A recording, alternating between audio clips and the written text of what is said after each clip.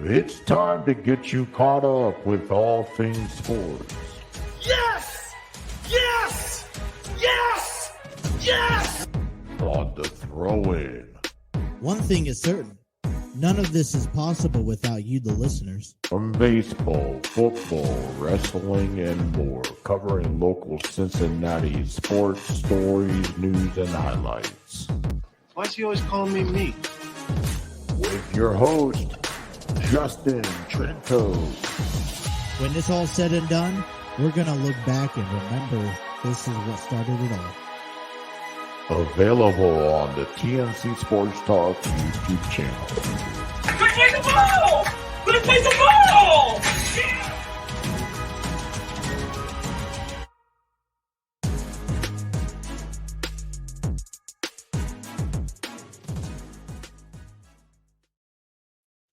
Alrighty, what is going on, everyone, and welcome back to another episode of The Throw-In. My name is Justin, and today is Monday, March 25th of 2024.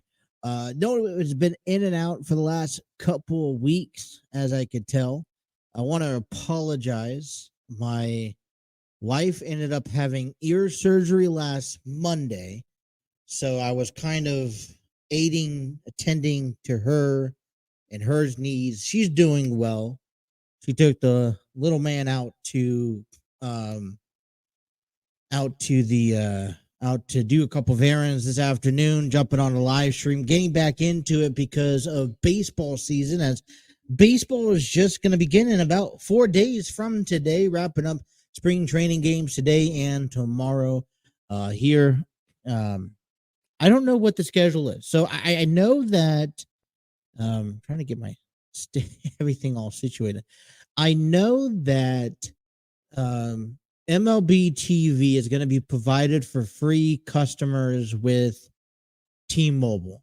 Now, I don't know, and that's going to be available on T-Mobile Tuesdays app, which is tomorrow. So I don't know if T-Mobile if that's tomorrow, if that's going to be next Tuesday, which would be April, I believe, the 2nd.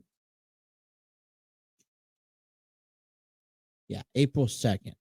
So either way, I'm planning on still, because their contract is extended past up until 2028. So I guess I'm going to have to see what happens.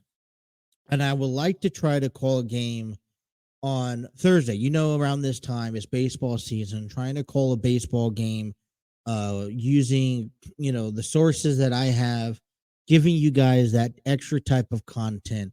That's what I really like to do. So last year I did about maybe 10 games or less. The year prior I did about 10 games also. It's going to be a bit interesting because of the schedule that I have with my two daughters right now. They're about to start softball practice this week. The youngest of the two starts tomorrow, and then the oldest starts on Thursday. That's going to go on for about a month before they start Saturday games. So I'm excited because, for anyone who's listened last year, I was excited last year to get my oldest into softball. Now, my youngest went to do soccer, and she agreed to try softball this year. But she, about 2 weeks ago, well, it was last weekend actually, she ended up hurting or fracturing her right arm, excuse me. So she has a cast on, and she's not going to be able to play for the first month. But it's nice because the coach is going to still implement some of her, keeping her involved into the sport, which is very nice. So that's what's going on. So, wishing my wife a very, very, very speedy recovery. I'm excited for baseball to come up. Not just Major League Baseball, but the softball leagues, which is another fun aspect. And we got WrestleMania less than 2 weeks away, and a lot of great things going on. So it's a different change. That's why we've been absent the last 2 weeks. Going to still work on the every other day thing now, hopefully working around the wife's schedule when she goes back to work, but she's off for this week. So be able to utilize this time Monday, Wednesday, and Friday to get podcasts in and upload is something that you guys were also maybe if you're following the channel here recently, we've been just beginning this over the weekend. It's a new project that I've been working on my channel. And if you guys are not subscribed to the TNC Sports Talk YouTube channel, I highly recommend taking your time, subscribing to the channel, and checking out all its latest videos. Just started, I grew, I guess you can consider me a gamer. By far means I'm an amateur person when it comes down to gaming. I love playing the regular season, the season progression of sports teams, things like baseball, football. I tried basketball this off season. I just couldn't get into it. When it comes down to baseball, wrestling, and football, those are the video games. If I am to buy them, they have to be brand new because I like to follow the season day by day, week by week when it comes down to baseball, football. And then I like to also put together in universe mode a wrestling program that I think, hey, if I had these wrestlers in this situation, this is what I would do with them. Just comparing to, like Monday Night Raw, SmackDown, AEW for that example. So, but those are the only 3 games that I'm like, if I'm going to get it, it has to be brand new. If not, I don't, there's no point. Basketball, I have a later dated version. If I played hockey, I don't mind playing a later season. For me, keeping up with the names, the sport, the daily, the scheduling, and all this and that is a bit more overwhelming, overstimulated. So for years, I get the new baseball game. I play spring training. I play the regular season in hopes to make it to the postseason. Now, I don't play with the exact, and normally I play with my local teams, but I don't always play with the exact roster that is given to you on the video game. I'll try to update it maybe as current as possible to the roster that I have that is alive today. But I'd also go in there and make some key adjustments on some players, not out of range, not something that you like do in a million years. This wouldn't happen. No, but I'd go out there and I'd put on, make some adjustments to some players that I could see on the ball club to help better our chances. So if, you guys are following along on our YouTube page, I started up a playlist. I jumped into spring training to kind of I learned how to record off the PS4, about time. So I learned how to record off the PS4 and I was able, learn how to be able to transfer it to my laptop to do some editing. Some very basic editing, something that, stuff like that cuts out in between recordings and whatnot. And then to be able to upload it on our YouTube channel. Now, for the longest time, I was like, I don't really want to mix gaming and our real conversations with one another. But as, I progressed and I was like, the one thing that I'm struggling here lately is to maintaining progress into consistency with content. I'm like, all right, if I just put up the gameplay, and not really do any side commentary, and I just take you along through the season and the decisions I make and whatnot, then maybe it's okay. So it's something new that we're trying. but the anticipation is to take the 20. So I'm on the 2023 MLB The Show 23. I'm wrapping up their spring training. So if you got the 23 game, if you play the Cincinnati Reds and you go into a franchise mode and select spring training, where you would like to begin at spring training or regular season, I'm starting at spring training. Put together my little roster, and I am kind of going along through the rosters or through the gameplay. And so, I got a few videos up. I got a few more to do to finish spring training here. And just an idea of what I have looking at here on a 40-man roster that's available during spring training. I have a lot of your normal guys: Andrew Abbott, Frankie Montas, Graham Ashcraft, Hunter Green, Nick Lodolu, Nick Martinez, Alexis Diaz, Emilio Pagan, Lucas Sim, Sam Maul, TJ Antone. I got CES, Ellie Dela Cruz, Candelario. I haven't gotten a chance to trade Barrero yet, from a guy who moved on to the Texas Rangers. We wish him luck. Josh Harrison. We have Will Benson and, Jake Fraley. In addition to those, I've added guys like Logan Allen, Tyler McGill, Frankie Montas. Well, he was already included in the trade. I added Ryan Weathers to the bullpen.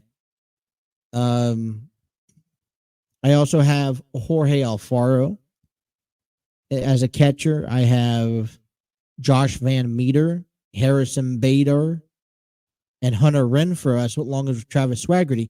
If you're watching the games, you'd see them play. So these were key additions that I thought that, the Cincinnati Reds, if they really wanted to, they could make a deal work with these additions.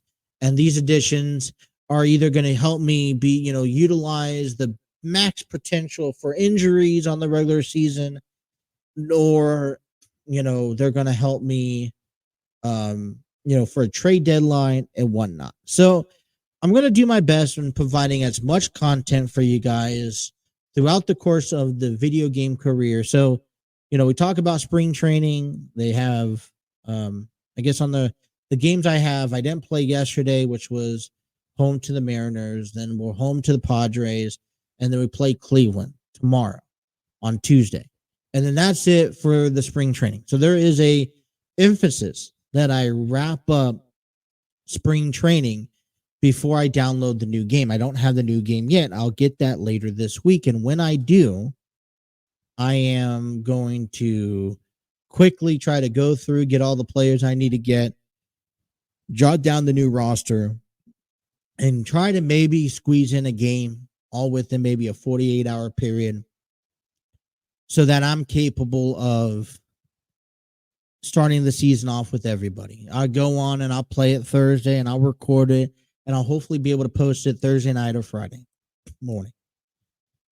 Earlier today, you guys may have seen a spring training game. I got, if I work everything out correct, I'm supposed to play 2 today, which I got off to a late start with, took care of some other things I needed to take care of. Terry from Alliance Studios posted up a project for me that we'll talk about later in the program. But so I'm behind, got to play 2 quick games. And then I got a game tomorrow. So hopefully, depending on how the days go, things worked out. So that is something new. It's a new project for me on the channel. I'm excited. I'm also very nervous, you guys. I'm going to be honest, because, you see, I follow a lot of video game streamers out there, especially when it comes down to the baseball game or the wrestling game or the football game. And I know my content isn't the greatest content out there. I'm not providing play-by-play commentary. I'm not doing anything extra special, in editing. I'm just giving you a gameplay scenario, as if you just watched like a full-on game. And I'm just playing as a Cincinnati Reds. And I'm making decisions based off of, spring training, which a lot of it doesn't make sense. But I'm making, our decisions based off of what, in preparation for regular season.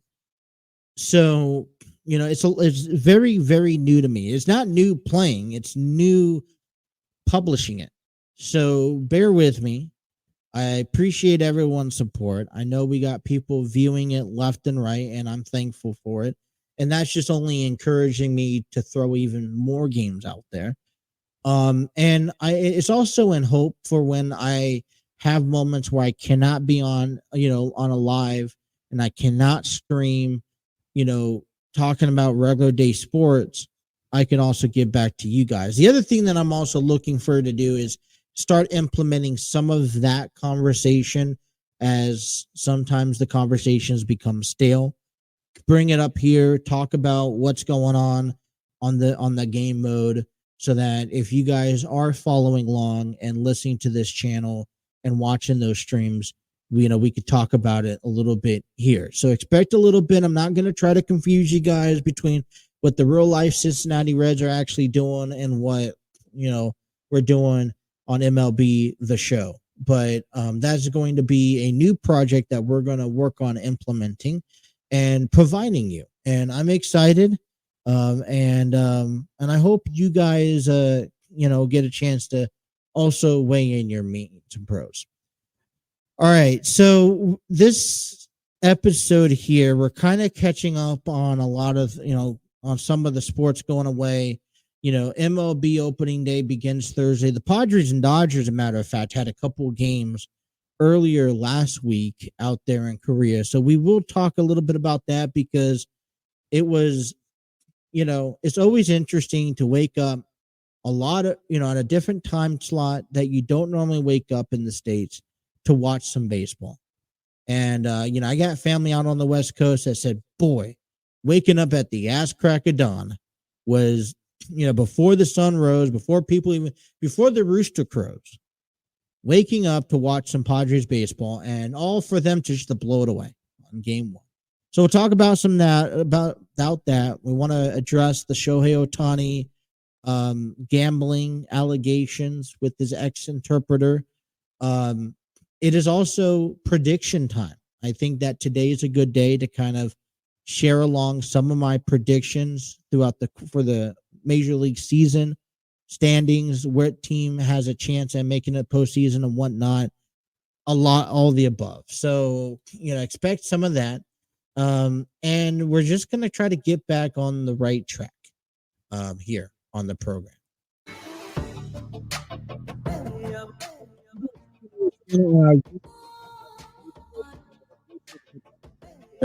And subscribe button if you guys are following us on our audio streaming platforms. We thank you, welcome you. Be sure to check out our webpage at www.tncsportstalkshow.com, where you can find all the latest news, blogs, videos, audio podcasts, and more. That's www.tncsportstalkshow.com. We're going to take a first time out of the break. Come on back for a 2-hour program here. Stay tuned. Don't go nowhere as the throw-in continues here on the TNC Sports Talk YouTube channel.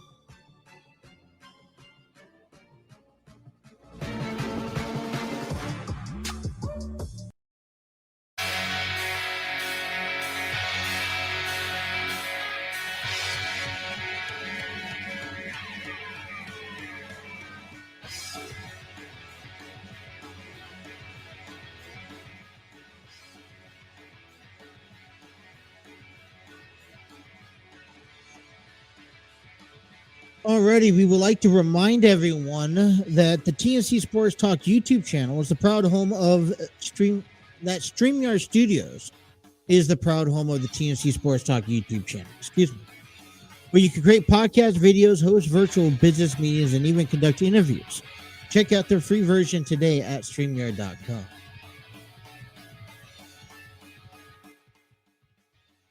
Alrighty.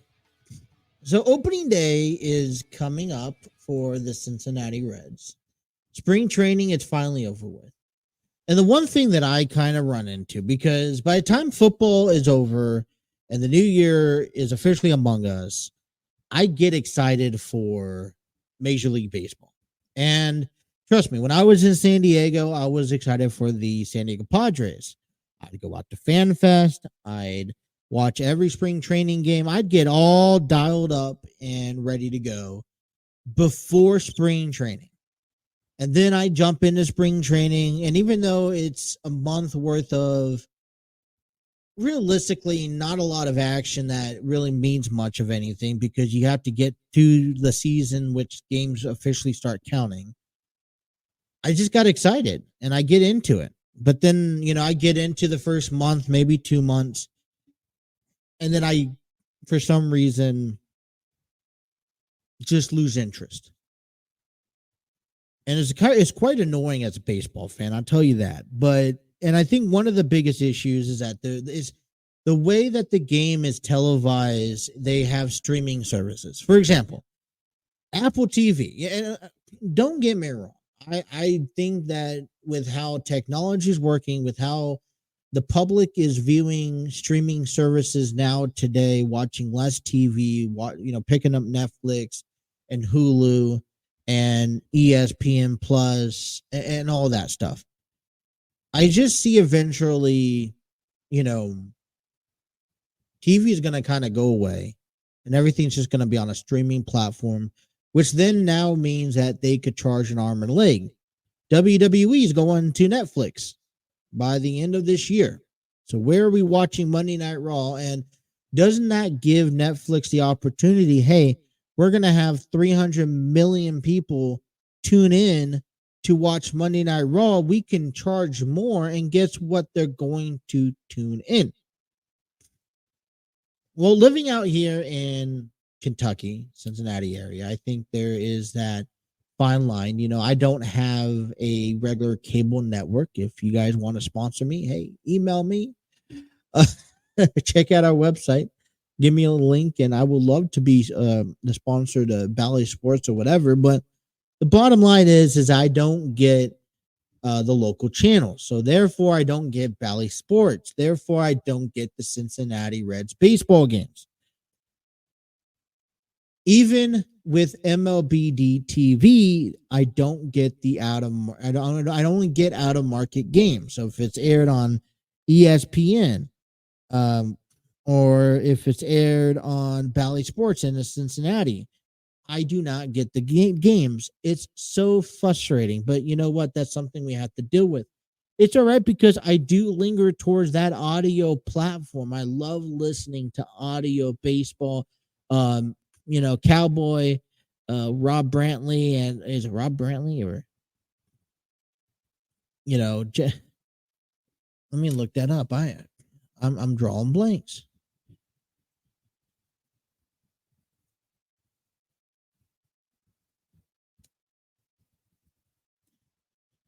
Jeff Brantley and Tommy Thrall, and I think they do such an amazing job. They're just synced together. They're very educational. The only thing that I'd wish out of these announcers is a little bit more storytelling. But you know what? I can't carry a tuna in a bucket, so I'm not going to go rely on it.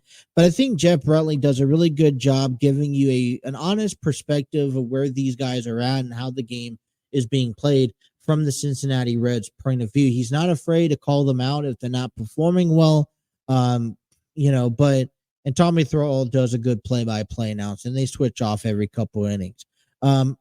No disrespect to them, still doesn't beat nothing about a good San Diego broadcast. Love listening to Tony Gwynn and what's his name? Man, I'm just drawing blanks today. Let's go. It's Tony Gwynn Jr. and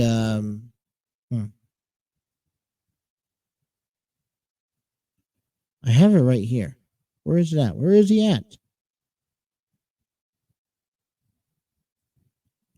Jesse Agler. Yeah, Jesse Agler.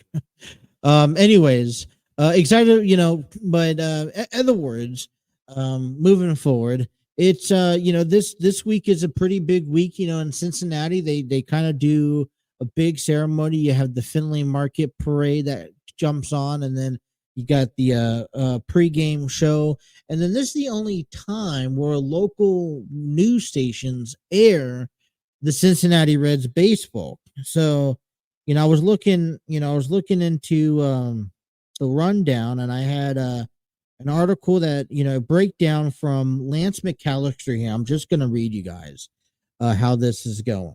Opening day details from the Cincinnati Reds. It was posted about, I don't know, an hour and a half, 2 hours ago. The 148th opening day in Cincinnati presents by GE Aerospace is Thursday, March 28th, when the Reds take on the Washington Nationals at 4:10 p.m. at Great American Ballpark. Gates open up to the public at 2:10 p.m., which is 2 hours early. Remember, normally regular season's about an hour and a half, with pregame ceremony starting at 3:30. 11 a.m. through 3:30 p.m., Reds Community Fund Charity Block Party at the Banks presents by GE Aerospace. Free pregame opening day block party kicks off at 11 a.m. at the Bakes on Joe Nuxhall Way, Freedom Way, and Walnut Street. Food and beverages will be available for purchase from Anheuser-Busch, Coca-Cola, La Rosa's, Boone County Distilling, Jim Beam, and Tito's Handmade Vodka. Live music and entertainment will be provided by Naked Karate Girls and DJ Etwan. I apologize if I butcher those names. All proceeds benefits the baseball and softball outreach program of the Cincinnati Community Fund. Noon, Finley Market opening day parade. Grand Marshals, Reds great Dimitri Young and Pokey Reese will serve as the Grand Marshals for the 105th Finley Market opening day parade. 2:10 p.m. gates open to Great American Ballpark. Reds magnetic schedule. Fans will receive a 2024 Reds magnetic schedule and a City Connect car magnet presented by PNC while supplies last. At 3:30 p.m., the pre-game ceremonies begin. Ceremony first pitch, Reds Hall of Famer Sean Casey will throw out the ceremony first pitch. Reds Hall of Famer and 1977 NL MVP George Foster will deliver the official game ball. Reds Hall of Famer Marty Brenneman will serve as honorary captain of the game, celebrating the 50th anniversary of his debut as a Reds broadcaster since 1974. Marlana Van Hoos from Denver, Kentucky, will perform the national anthem. A flyover presented by GE Aerospace. The pregame flyover will be performed by two UH-60 Black Hawk helicopters from the U.S. Army Reserve's 8-229th Assault Helicopter Battalion out of Fort Knox, Kentucky. The helicopter features GE T700 turboshaft engines, American flag, a giant 300 by 150 American flag will be unfurled during the singing of the national anthem by members of the Cincinnati firefighters and Local 48. Members of the United States Marines Corps, Navy, Coast Guard, Army, and Air Force will present colors in our traditional parade of colors. Representing from the Rosie Reds organization will make the traditional presentation of opening day plaques and to Reds managers David Bell and Nationals managers David Martinez. Finley Market Basket representations from Finley Market will make their annual Finley Market Basket presentation to the Reds managers David Bell. Let me get back. I kind of lost it for a moment. This is all the details going into the game, leading up to the game. Rosters of both teams will be announced, and players will line on the first and third base paths for introductions. The 148th opening day game, Cincinnati versus National Reds at 4:10. 700 WLW and stations on the Reds radio network, Tommy Thrall and Jeff Brantley.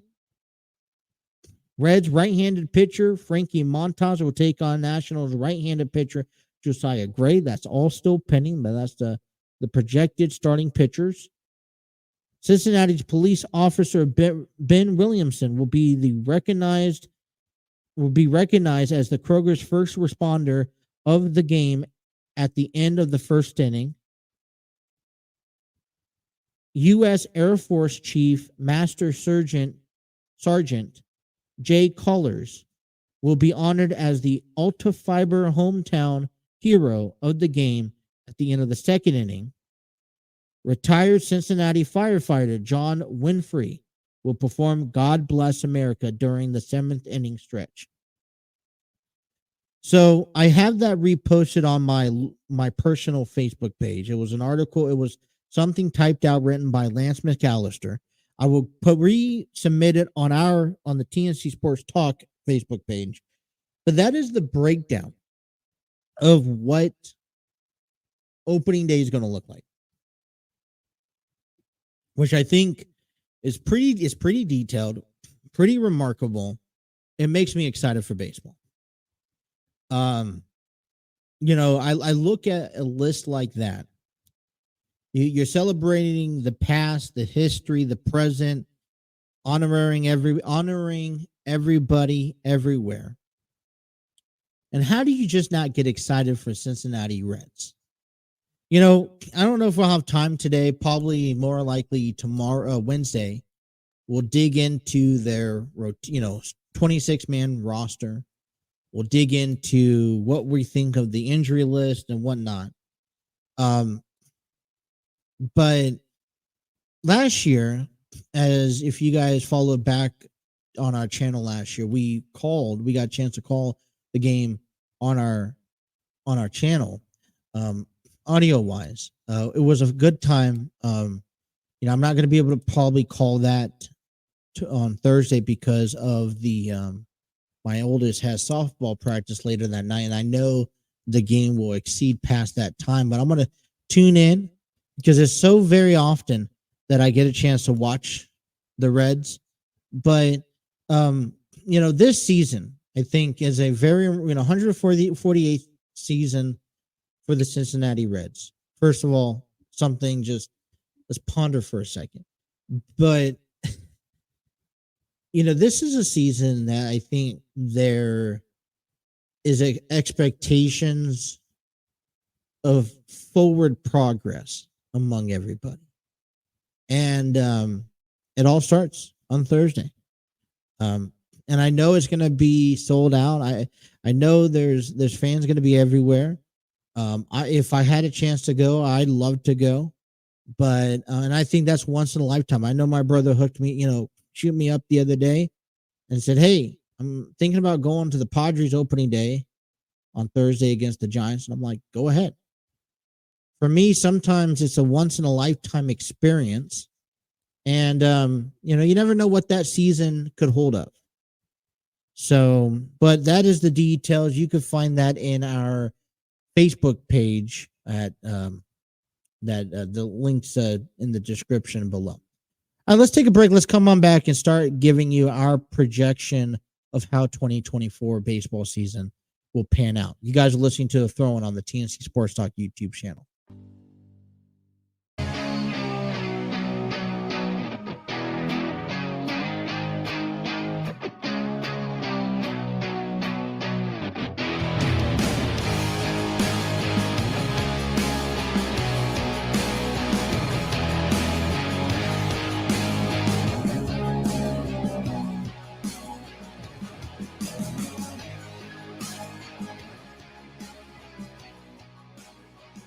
Alrighty, we are days away from the 2024 Major League Baseball season.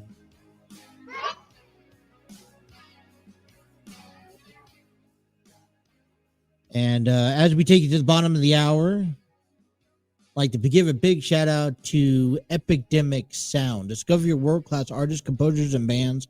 Find the perfect soundtrack and give your social media accounts the music they deserve. Epidemic Sound is a royalty-free music link. For more information, check out epidemicsound.com.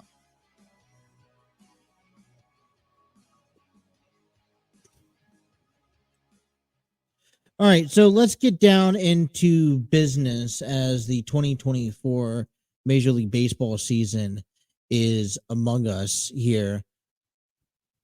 American League predictions coming through you. You know, I was looking through the list the last couple of days, and I really want to make sure I get my predictions in very quickly and very clearly of who I think is going to come out on top of each division, who could be the wild card contenders, who's really an eye to keep out throughout the course of the season, who's a team that maybe just drops off the face of the earth.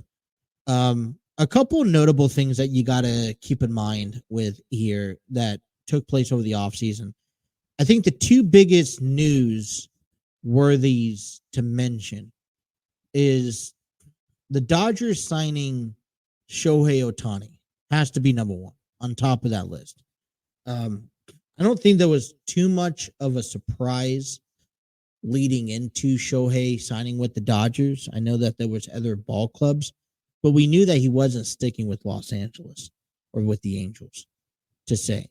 You know, that really just throws a wrench at the NL West or any National League team. Now, I'm going to go out there on a limb and say that the Dodgers had took such a risky move that I don't know if any other ball club would be willing to take that type of risk. A lot of this is back end pay. And therefore that, you know, and that's guaranteed money. So he's taking less up front, which is the reasons why the Dodgers can go out and sign a player like Teoscar Hernandez and just keep on improving their roster. But if you're the Padres, who's looking to make a run, who just lost Juan Soto, if you're the Cincinnati Reds, who's trying to gripe their way through, if you're the Atlanta Braves, who just have that all-star roster, you know, in the East, Shohei Ohtani is one of those impactful players that even if he's out of a season or two from his pitching because he had to handle Tommy John surgery, he's still such a game changer when it comes down to somebody with an at-bat. The next name that I think is probably one of the big blockbuster moves has to be Juan Soto and the New York Yankees.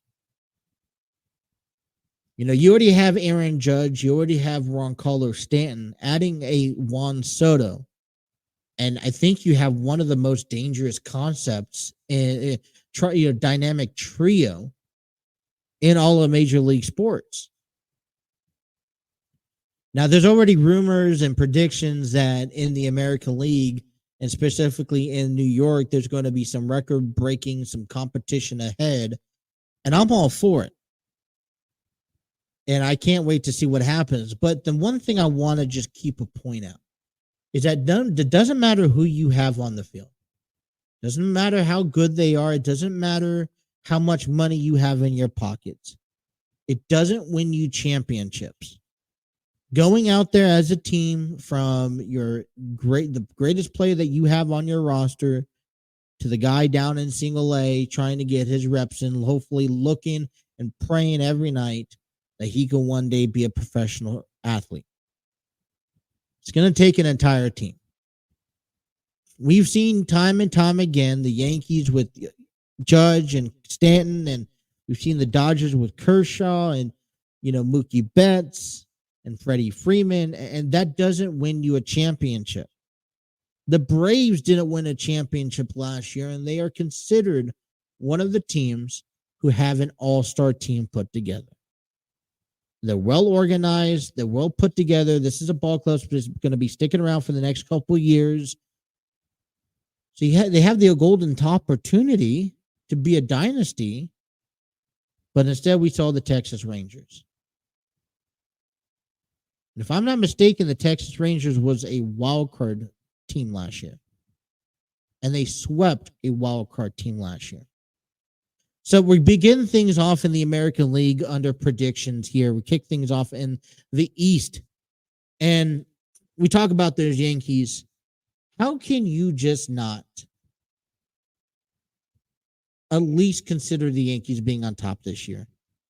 I think one of the key problems they're going to have is staying healthy. But you got the dynamic trio, and one of them is a designated hitter. You got Alex Verdugo in the outfield to help out. I mean, they got everything lined up. How can they not be a fan favorite this season to not only go to the World, playoffs, but to go to the World Series? So I got them winning the division, and I honestly have them having the best record in Major League Baseball this year. Now, I mean, for me, I would consider them as when the Dodgers or when the Giants just like had the crazy amount of wins, 108 wins or something like that. I just see the Yankees having fun with this season alone. Regardless if they go to the World Series or win, they're just going to have fun throughout the season, win a bunch of games. And when you go into New York or New York comes out to your city, just like they're heading out to Cincinnati here in a few months, it's going to be such a fun but terrifying, nail-biting series. But I got New York winning the division. Baltimore, for me, comes in second as a wild card spot. How can you not like Baltimore? I feel like they're, every few years, Baltimore is one of those teams that just sneaks their way in, unheard of, unannounced, and find themselves either winning the division like they did last year or had it hanging on to a wild card spot. They, with what they had last year and what they were able to produce, you think about just adding key guys like Craig Kimball and Corbin Burns that really just boost their confidence level. I don't know if they could win the division, but I do know is that they're going to give the rest of the four teams in the AL East a run for their money. Then I got Toronto Blue Jays, a team that I have not really seen anything special or spectacular coming out of them, although they have players like Kevin Biggio and Bo Bichette and Vladimir Guerrero Jr. Now, I'm not saying that they're not talented guys. They're talented ball players. I just haven't seen anything special come out of Toronto. And it's been the third or fourth year these players have been up in the big leagues. I have them coming in third. I honestly have them missing. They will be contending for a wild card spot, but I have them missing a wild card spot. Tampa Bay was a tough one to put in number 4. I think they're on the verge of trying to kind of regroup. Boston, number 5. I was arguing with myself if I should have Boston at number 4. But in reality, because if I think about it, I feel like Boston has a better understanding where they're at and compared to last year. And for me, that's where I'm like, okay, they could probably not finish last. Last season, Boston was the only team in the East to not have a winning record.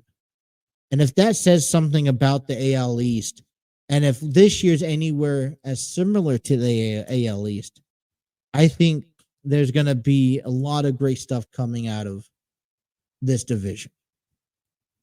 Let's jump over to the AL Central that probably does not get a lot of attention. And they kind of always seem to be up in the air. I've tried to build some hype for the AL Central here in recent years. I just can't find nothing. And to kick things off, I have the Detroit Tigers winning the division. And the reason why I have Detroit Tigers winning the division, and this happens to be after the Miguel Cabrera era. And I just had it in front of me. I just think they have themselves ready to go. Let me look at it.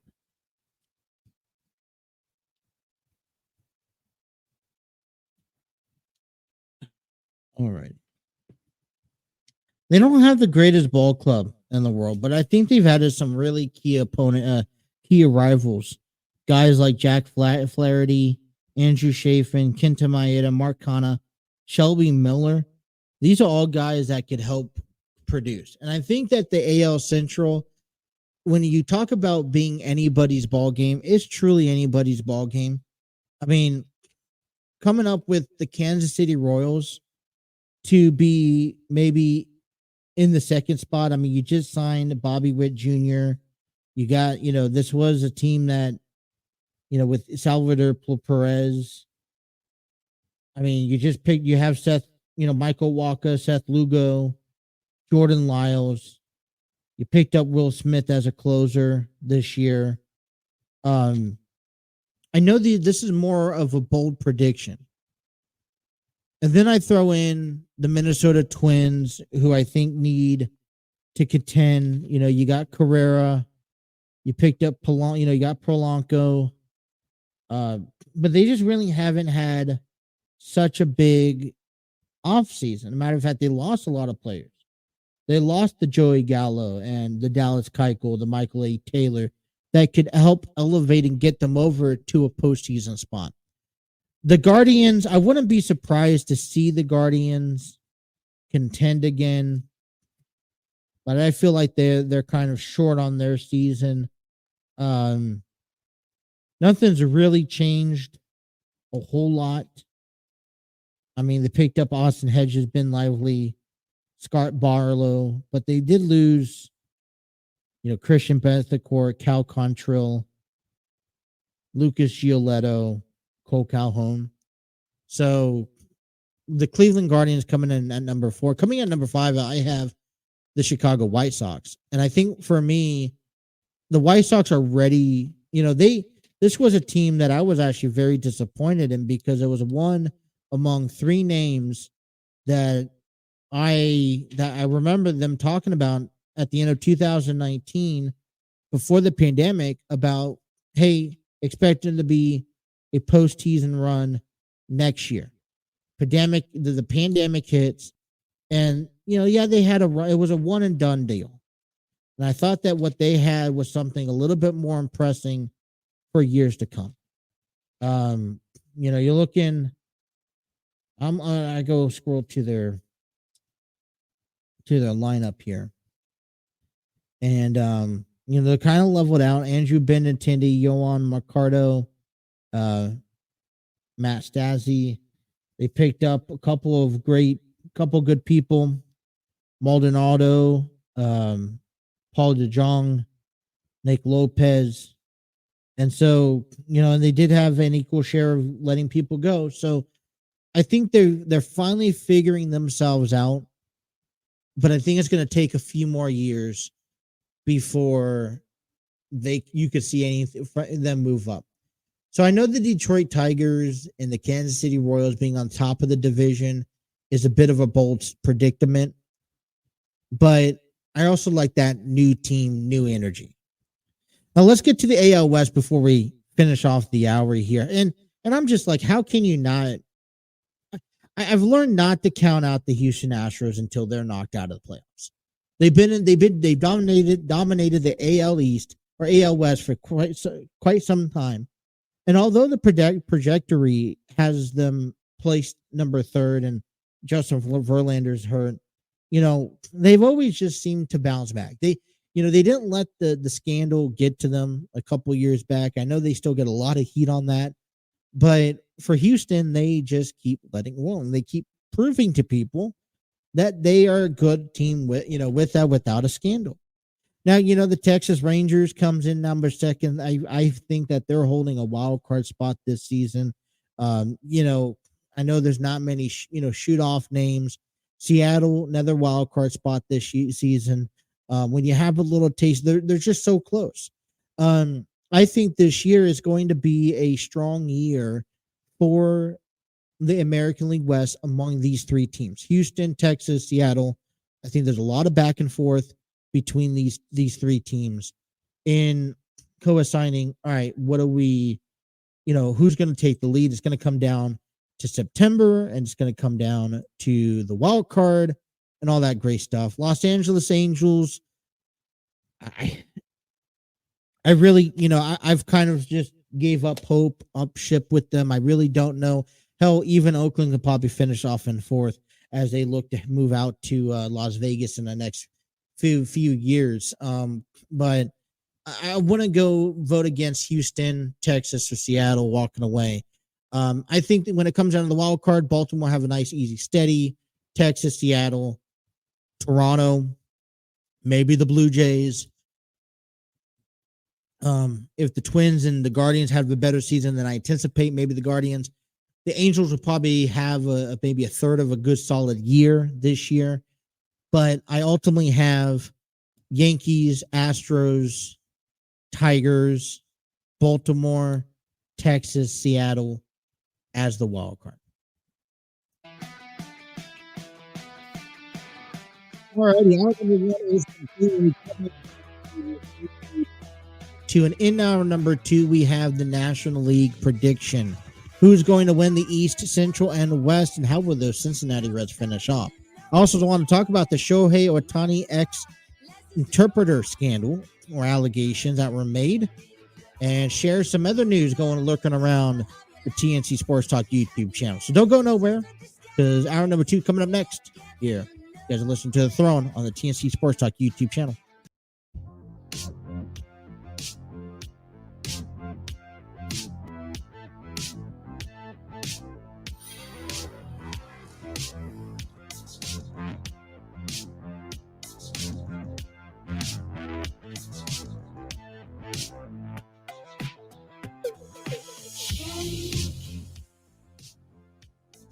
Alrighty. Hour number 2 here. Can't go through hour number 2 without giving a shout out to Spreaker. For iHeartRadio, Spreaker is more than just an audio listening platform. You can upload and via analytics and monetize your podcast. Thanks to Spreaker's large distribution center. You download your podcasts among places like Apple, Google, Spotify, iHeartRadio, and more. For more details, check out Spreaker.com.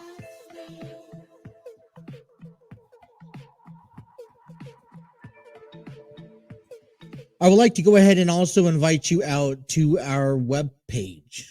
I know things have been up in the air, but if you guys check out our webpage at www.tncsportstalkshow.com. You guys can check all the latest videos, blogs, articles, merchandise table, audio platforms, our social media pages. All of that is uploaded on our website by heading on over to www.tncsportstalkshow.com. Excuse me, gosh.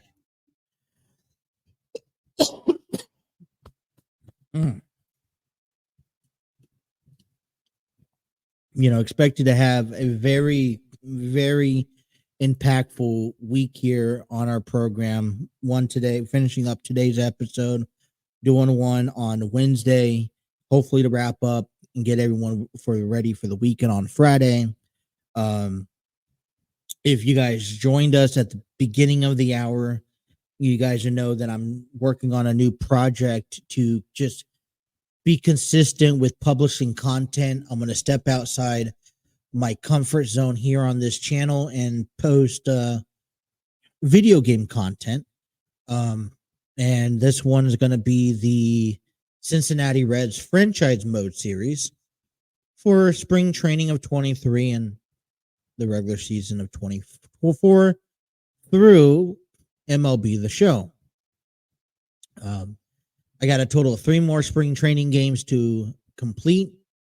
I got, and then I'll download the new content, get my roster set up. And I'm thinking on Wednesday, as we talk about the Cincinnati Reds roster, what we like and don't like heading into that season, I'll probably go ahead and share with you the roster that I have,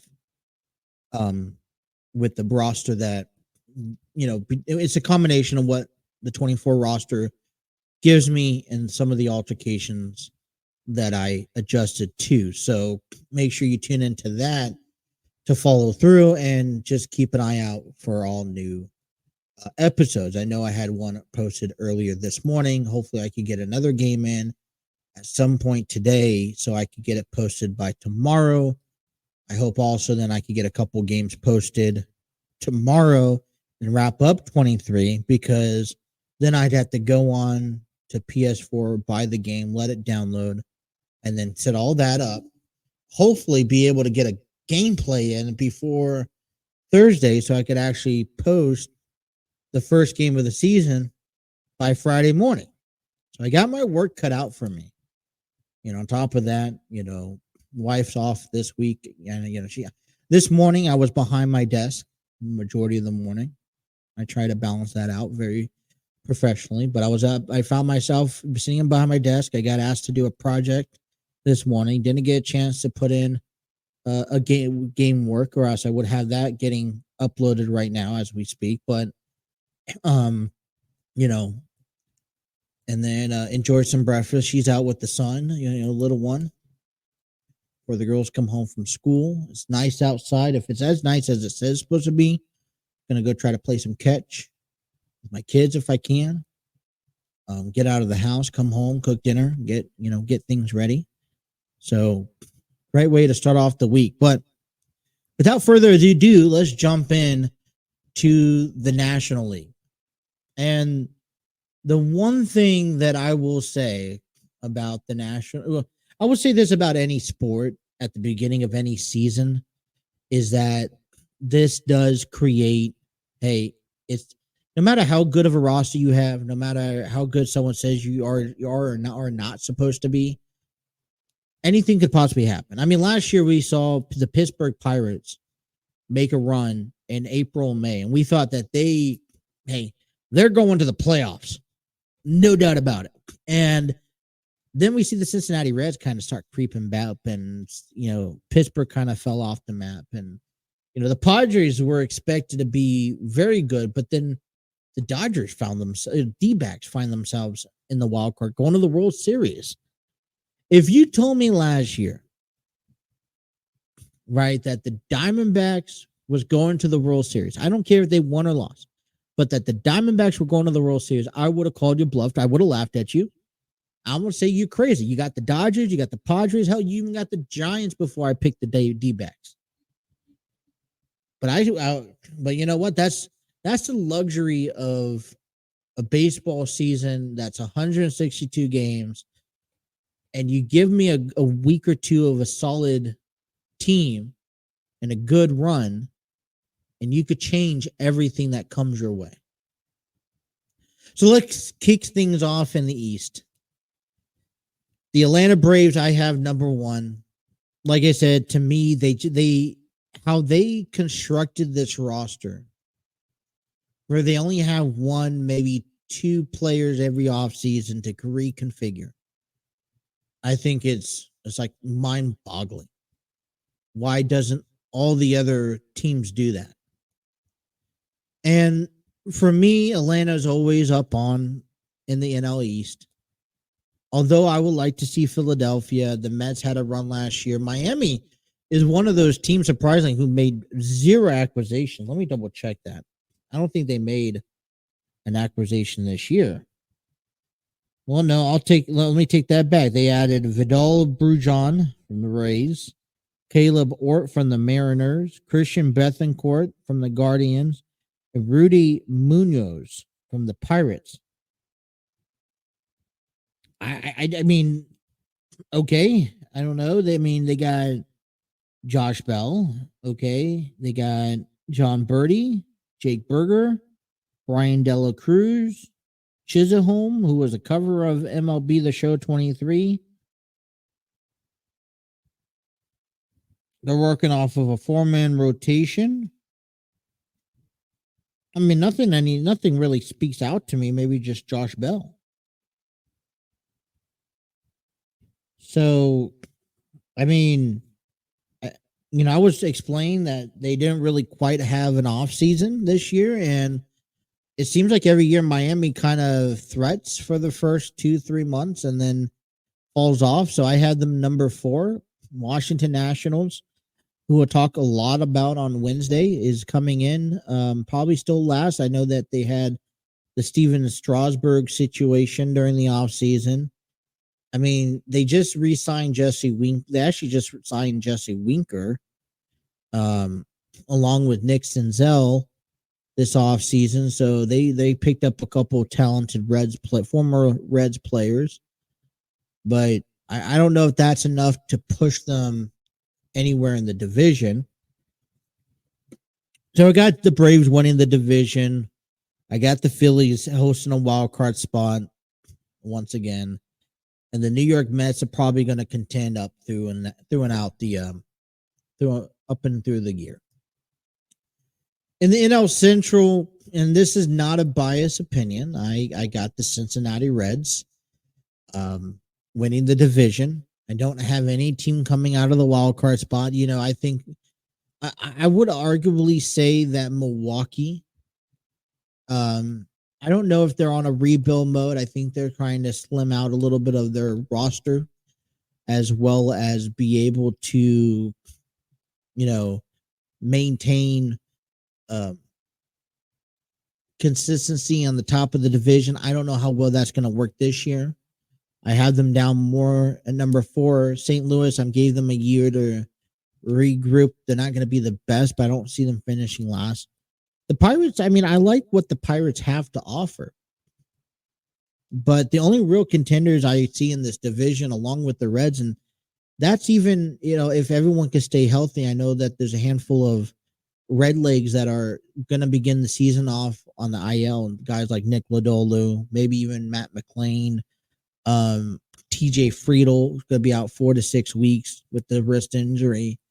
I mean, we're going to take a hit. And, David Bell emphasizes, let's not rush. We have 162 games. We don't want to tire our young players out early. But when you start seeing injuries pile up, especially with key players that we are depending on throughout the year, it is hard to say, all right, well, you know what? Every game does count. I don't know if losing, Thursday against the Nationals is going to make or break a season. If not, putting Hunter Green instead of Frankie Montas out there is going to make a difference in how this season is going to work or pan out. That's one thing we will have to just wait and see. But every game does count. And I'm not trying to sit and wait on what we saw a week ago, in an outing that Frankie Montas couldn't even get out of an inning. And he had to be taken out to put back in the third, next inning. And hopefully, and I'll get more into detail on this on Wednesday. If this is going to be a club that is expected to win the division like I have them winning this year, they're going to have to figure some things out. I hate to be the bearer of bad news, and I hate to talk negative about the Reds because I like the Reds. I want them to win. They got some things to figure out. But I got them winning the division. Chicago Cubs is going to be interesting. It's not how you start the year, it's how you finish. And I think the Reds could pull themselves together by the end of the year. I think another fun season is going to be out in the National League West. The Dodgers obviously picking up Shohei Ohtani. The Padres coming in. They got rid of Juan Soto. They have a new manager in Mike Schultz. They do look more relaxed and more confident and more verbal amongst each other, which I think is any key element to a winning team. It's almost a do or die in this situation. I don't know if they could outbeat the Dodgers. They split the series in Korea, one apiece. But, their bullpen in that loss, first game, gave it up. Like, they had a comfortable lead. And in game 2, you go see the Padres go put up 9 runs compared to, it was 8-2 in the early innings. And by the time they were done, the Dodgers had men left on the tying run, left on base in the bottom of the 9th inning.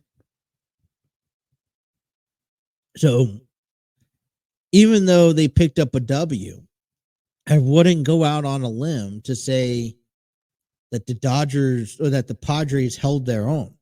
And they picked, it's a win. A win's a win. But that was because they were able to match. First of all, they got out to a crazy lead to begin the game. And second, they were able to match the Dodgers. Hey, you go put up 2 points. I'm going to put up 2 as well. And if they didn't do that, then we could have been looking at a completely different game. But I feel like it's almost a do or die situation for San Diego. So I got them placing number second, in second, but one of the wild card winners. Arizona, I think, is also returning. I think this is going to be a battle with Arizona, Chicago, San Francisco, and even New York in this sense, maybe Milwaukee. But the wild card is going to be interesting this year. I think Arizona is going to walk away. I don't think they go back to the World Series. San Francisco has a true light also. So I wouldn't be surprised if San Francisco is sitting up in third or second this year. Colorado still in last place. So I got the Dodgers with the best record in the National League, followed by the Braves and the Reds. The Padres will hold the first wild card spot. Phillies hold the second, with the Diamondbacks squeezing in at the third. And that is my National League predictions. I'm not going to jump into any playoff, opportunities. I want to see who we have actually heading into the playoffs this year before we go, and then move forward from there. All right, when we come on back, I want to talk a little bit about a couple of things. I joined a March Madness bracket tournament this year. First time I've ever joined a March Madness bracket just for fun. I'm not doing too bad. I'm not doing too good. So I'll explain more on what's going on when we come on back. I do want to discuss Shohei Ohtani's on X interpreter gambling allegations. And then we are approaching WrestleMania, and WrestleMania matches are confining. But tonight on Raw, CM Punk is expected to return to his hometown to Chicago. I'm going to give you my thoughts on Bray Wyatt's documentary, which I think is appropriate. And then I also want to share to you a idea that I talked to briefly to Steve Barber this morning or last night or something like that about a new dynamic we can possibly view, or a suggestion we can see for the WWE Hall of Fame down the road. So that is still explained to you coming up next. You guys are listening to The Throne on the TNC Sports Talk YouTube channel. 73, overindulging, flesh like it's free. We're on a fast track where monkeys killing time with machines. Make it all that we don't even feel. You don't even notice if it's her or it's me. But somewhere deep in it's cutting like a knife, so you just kill it with the one. All of a sudden you are free. All righty. March Madness is one of the best times of the year, getting to pick and choose who you think will win out of 62 games all the way down to the wire. And I've never been a part of a March Madness tournament before. I've always looked at options and this and that and whatnot, but I've never actually took part of it. I guess I just don't like my odds. But Steve Barber from Armchair Booking Wrestling Podcast, he invited me out.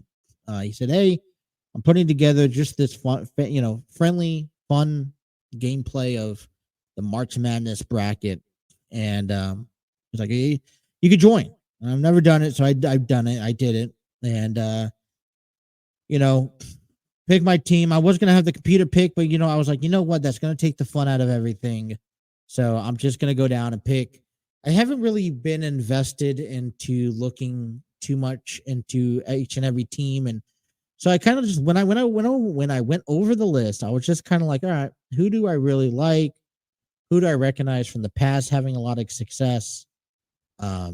Because in basketball, in March Madness, college basketball specifically, anything could possibly happen, and if it's possible, it's going to happen for sure. So, I went down my list and I selected teams like UConn, San Diego State. I selected even BYU, who came up short. UNC, Michigan State. Just kind of going through the list here. Alabama. I guess I had Clemson. I had Houston and Marquette, and then I also had Gonzaga taking on Kansas. I had Kansas winning, but Gonzaga won instead. I'm like, man, do I really underestimate Gonzaga? So, anyways, the standing here, I was just going to share a little bit with you guys here. Steve, who says, hey, you have good days, you have bad days. It's a 9-team bracket, a 9-person bracket. Steve's leading currently as of today, as of right now, as we speak. He has 46 points. I don't understand. Don't try to explain to me how these points work, how the max works. And all I know is he has 34 correct. I come down the list and I'm at number 7. Got 40 points, 136 max with 30 wins. I take a look at my bracket. I got the East.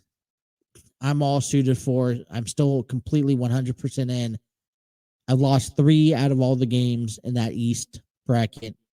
In the South bracket, I lost a total of 6 games. I'm still all the way in, given the people that I have. So I need Houston to win, and I need North Carolina State to win. They're facing, I need Houston to win. I need Marquette to win. They play later on this week. And then on the West, I need UNC beating Alabama, and I need Arizona beating on Clemson. In the West, I've only lost 3. I'm still in. I'm up to any game in UNC in the West. UNC and Alabama, so that's the one that I need. In the East, I need UConn to beat San Diego State, and I need Illinois to beat Iowa State. And then in the Midwest, that's the only conference I'm out, because I had Kansas winning it. They lost to Gonzaga 89-68. Man, humiliation faction. And then Colorado State, who lost in the first round, that I had them going. So I'm out of the Midwest, which makes me out of one side of the Final Four, because, it has me on Houston and Kansas. That was the Final Four, and I had Kansas winning. So in order to, I need UNC to kind of pull through. And the Final Four, I have UNC taking on UConn. So we'll see how the turnouts goes. It's been so far so good. I've really enjoyed it for the most part. If I knew I was going to be in a bracket this year, I'd probably pay a little bit more attention. Otherwise, if I participate next year, which if Steve is kind enough to offer me another spot, then I'd probably do a little bit more due diligence, homework, trying to pick out legitimate teams. And I've also learned, hey, Gonzaga, I don't care if you're good or bad, anything can happen, right? It's March Madness. So it will carry me over for the next couple of weeks, kind of distracting my mind as baseball season gets under, continues. But we have some serious conversations to happen. We talked about the Padres and the Dodgers last week having a 2-game series in Korea. They played they altered home and away for both of those games.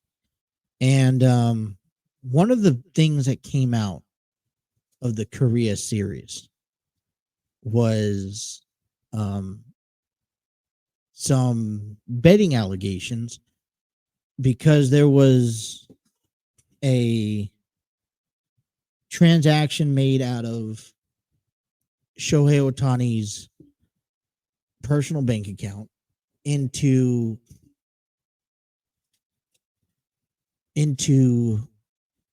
one of his ex-interpreters' gambling funds. And so he's going to go out and break silence about it. And the reason for me that this just kind of jumps ship as the top of a storyline is not so much what he says or doesn't say. It's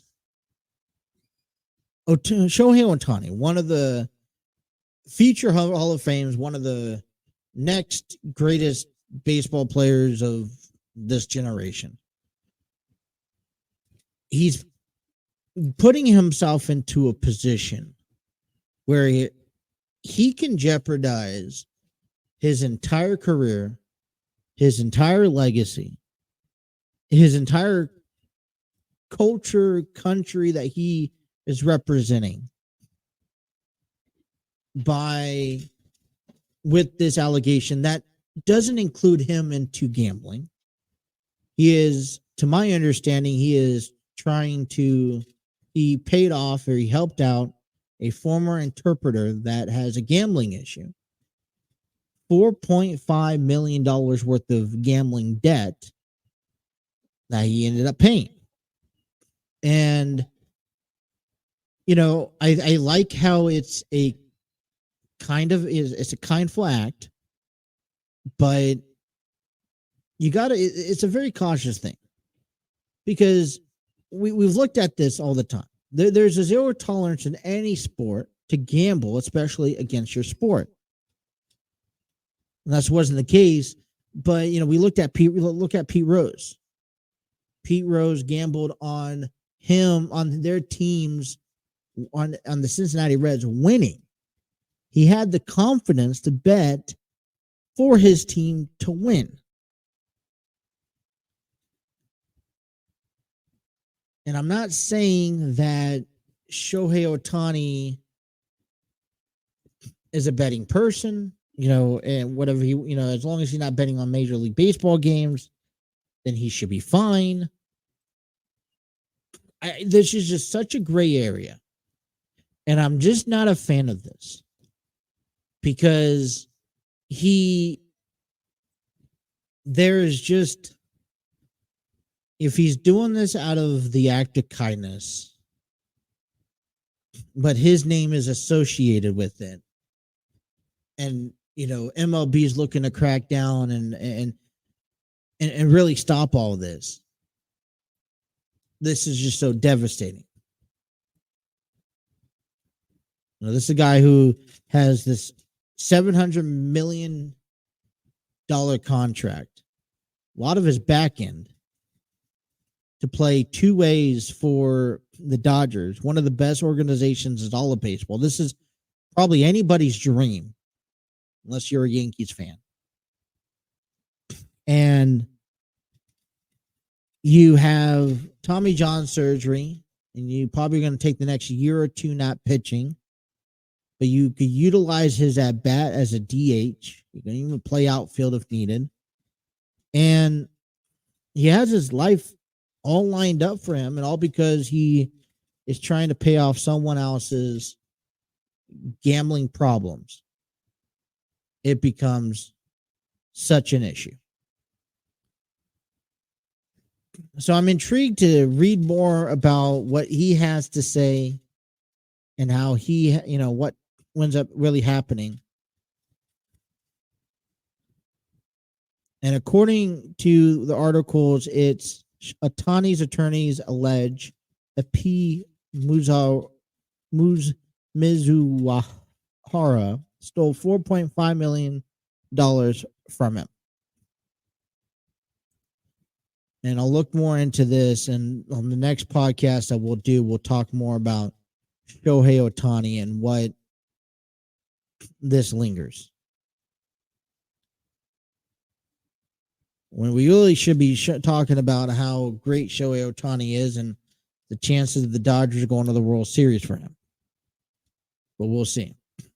I mean, isn't that just always a crazy conversation, whether you stole the money, where you friendly gave it out to somebody, this and that?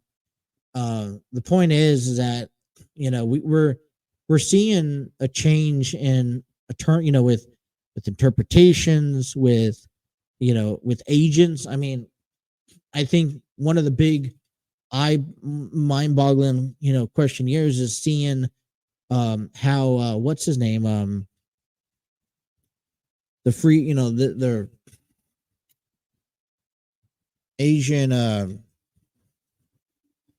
who do we got?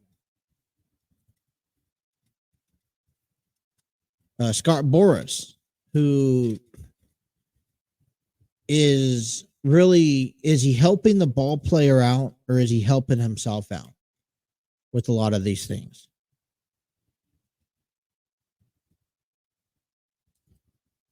I mean, so look at this.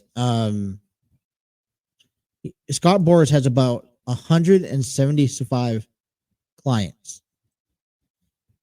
Anywhere from Pete Alonso, Sean Manaea, Jose Altuve, Cody Bellinger, which was one of this off-season's incidents, Blake Snell. I think, Dylan Cease, who just got traded over to San Diego not too long ago. Steven Strasburg, Juan Soto. I mean, he's familiar, Jonathan India, who we've also had, arbitration deals with. And you just wonder with an agent like Scott Boras, and listen, he's a businessman. You're going to do what businessmen want to do. If however could put his money in his pockets, but at the same time, make players earn or get what they've earned. And you've seen players have to sit out up through free agency, up through spring training before they sign with the team. And it puts them on a backtrack to be where they need to be. Yeah, there was a conversation a couple weeks ago that was, if you got a chance to change the dynamic of how offseason worked in Major League, would you do it? I would. I had this window between the winter meetings in December, or even the first month of the new year, where free agent was the only thing that was allowed. You could do trades. You could trade. You could pick up prospects during the winter meetings, and then whatever free agents are signed between the 1st of January to the end of January, that's the team they're going to be with. And if there's a deadline period and free agents wouldn't be available to sign, or teams wouldn't be able to sign free agents until the beginning of the season, just so that, because players want to know where their home's going to be, so that they have February to go move and put their family where they need to be. So that was a whole other subject going on. But anyways, as more breaks down, we'll talk more. When we come on back, I want to talk to you about Bray Wyatt's documentary coming out, and possible new idea for WWE Hall of Fame concept that I talked with Steve Barber recently, and it didn't seem too bad to bring it up and bring to the table. So we'll talk about that coming up next. You guys are listening to The Phone on the TNC Sports Talk YouTube channel.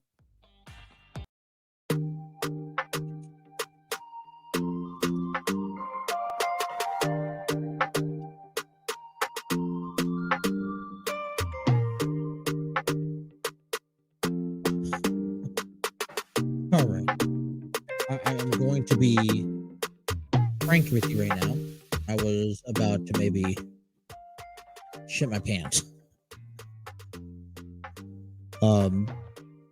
My laptop screen went black for a moment. I thought I lost everything. Well, welcome on back here to the program, bottom of the hour here. I hope everything's good. Let me double check. That gave me an ultimate scare. I don't know what happened, but we're all good now. Very windy outside. All right. So before we get into talking about our last final subject here, people may know that I have been in communications through last year's progress and everything and whatnot through Enlighten Studios. So I want to just give it out. If you guys live in the northern Kentucky or Cincinnati area, be sure to you guys are looking to volunteer at festivals this year. Enlighten Studios sign up and volunteers at so many festivals throughout the course of 2024 in the Cincinnati area. They are looking for people to volunteer this year. If you guys are interested, head on over to email the information on their screen. That is, let me just pop it up appropriately. You could email or contact Rachel or Sandra. They are having a mandatory volunteer training to go over new and existing policies. One is going to be on March 29th, which is this Friday, and then next Saturday, April 6th, snacks and drinks will be provided. You got to have these mandatory trainings just so that, hey, everybody's up to date. So you guys are having yourself a good time, as well as giving away the proper information and whatnot, all the details below. So contacts are listed below. Pause the screen, all that fun stuff. If you guys are looking at volunteer this year at some festivals and all that fun stuff. Anyways, all right. This is what I want to jump down to. So I talked with Steve earlier. I want to say it was this morning or last night. I brought up the idea, and just hear me out. I know on the screen, it's a new idea for a WWE Hall of Fame concept. And I know Triple H is trying to respectfully revive what the Hall of Fame once was, right? And I think we can mostly agree. Hall of Fame, there's a category, there's a fine line of what you do to earn yourself a ticket into the Hall of Fame. And we've seen over the last 10, 15, 20 years, more courageous, just random people just be tossed in, even non-wrestlers.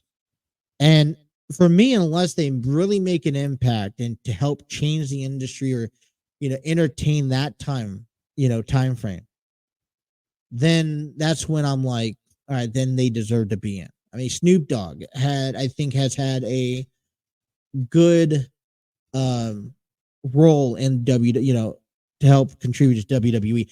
I strongly believe that Motorhead, Jim Johnson, who's created WWE music for so long, deserves to be in. Motorhead, who's created Triple H's theme song for so long, should be in. So, there are exceptions. But overall, I was talking to Steve and I brought up this idea. I was like, listen, is there a possibility that down the road, instead of just always seeing individuals enter in the WWE Hall of Fame, could we see matches, storylines, rivalries, feuds enter in the WWE? And to me, it's a legitimate question, because you go back in time, you go back in history, and you start pointing out feuds like Austin and The Rock. You point out feuds like Hogan and Andre the Giant. And aren't those worthy enough? Hall of Fame worthy enough because they've changed the industry? You know, the Brother of Destruction, the Undertaker and Kane feud that lasted nearly 2 decades, or well over a decade. That's worthy enough to me to fit in to a Hall of Fame, worthy enough candidate. Yeah, it's great to see them individually or them as a faction be entered in to the Hall of Fame and this and that.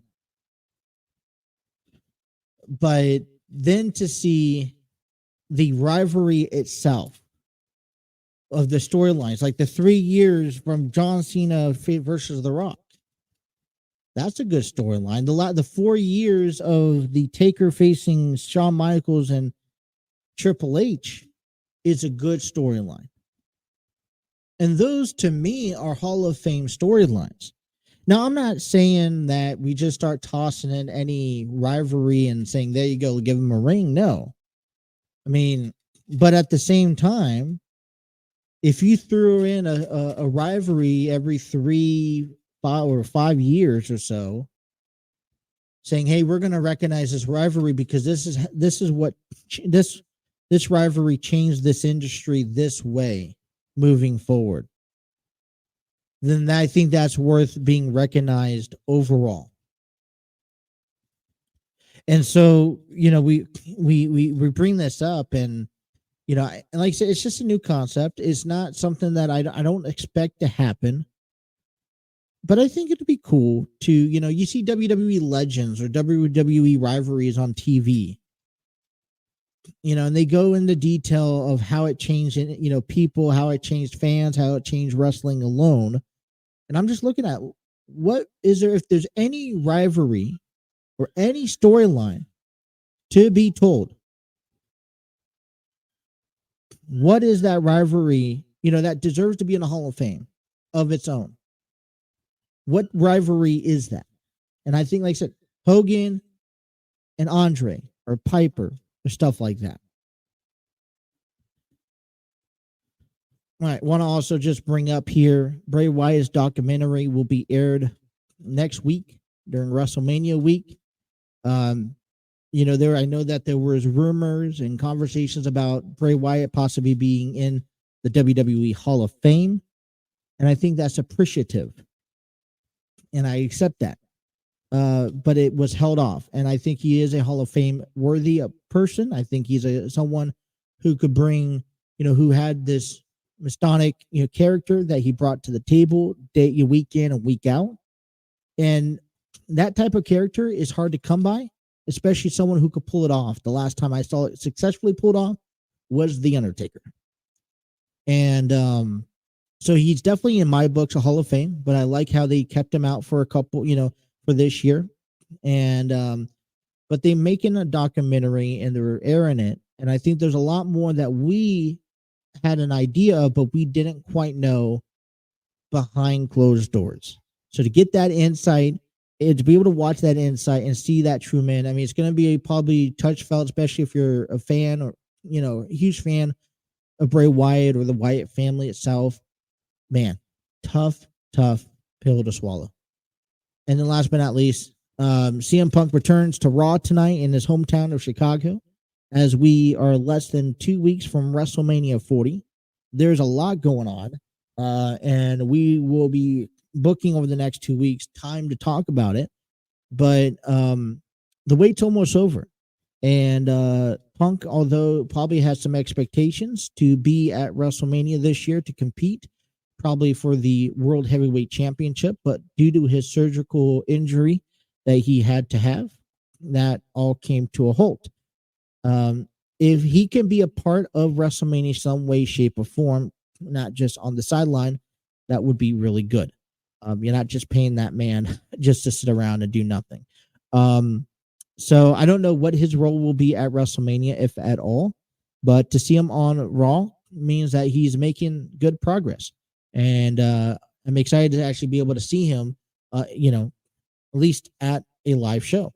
So that is actually all I have. Kind of wrapped it up. That my computer crashed for some reason. My laptop screen went black. Couldn't have access to anything. I had to restart it during the break. I thought eventually, I'm like, man, this is going to be a disaster because I was going to have to, the live stream would have cut off, but it kept going. But it kind of altered me and the conversations that we were having. So I apologize. But, let's be honest. That's all I had for the day. So we're going to actually wrap it up here a bit early. I want to thank everyone. Please hit.